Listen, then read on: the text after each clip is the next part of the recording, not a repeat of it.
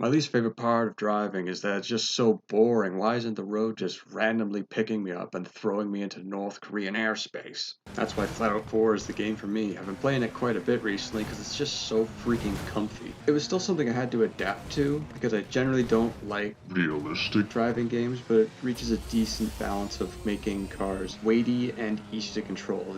The drifting feels just right. But first thing first, I gotta turn this all the way down because obviously it's all copyrighted, but there are some real winners in here. Your greatest adversary is gonna be the physics because tiny bits of little geometry are gonna send you bouncing, flying, and spinning out like this ramp or this goddamn railway. Your first reaction may be to say that it's bullshit, and you may be right, but it's consistent bullshit. And if it's something you can adapt to, you're in for a good time because I genuinely enjoyed adapting to this. I don't know if I've ever had to learn so much about the tracks themselves in a racing game before. This may be part of why it's just so absorbing as a game because there's just so much to be thinking about in each race. It feels terrific to finally nail a turn that felt completely unreasonable at a decent speed.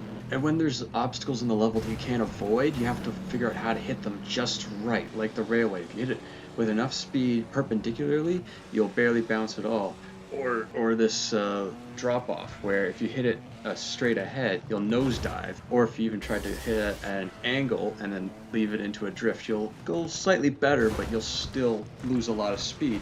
There's this little piece of the wall that if you hit it, it'll launch you up, and I believe there is a way that you can hit it that'll result in the perfect landing.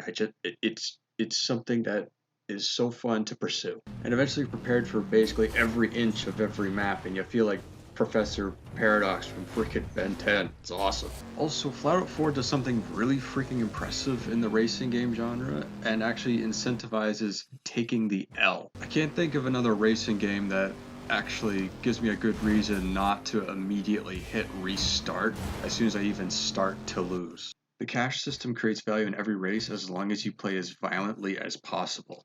Every crash is at least $100 in your pocket, and the harder the crash, the more cash. So even if you whiffed the actual race part of the race, at least you drove like a goddamn psycho. I like this system. It promotes playing as fun as possible as opposed to only playing as well as possible. And you're going to need all that cash because cars are freaking expensive, and you need those cars to move into the higher cups. The boost system is also excellent and makes all other parts of the race far more exciting.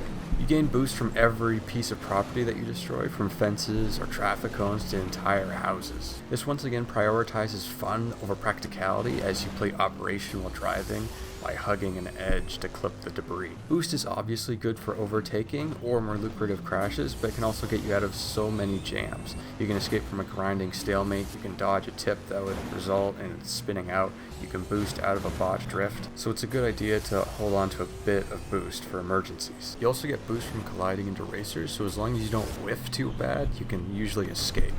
And I don't know, I just like Flatout 4. Even when I was just playing for funsies, I was always slapping the save footage button, because there's a little magic in each race, and I don't know, it's fun. Just go play it. I don't know, I'm not your dad,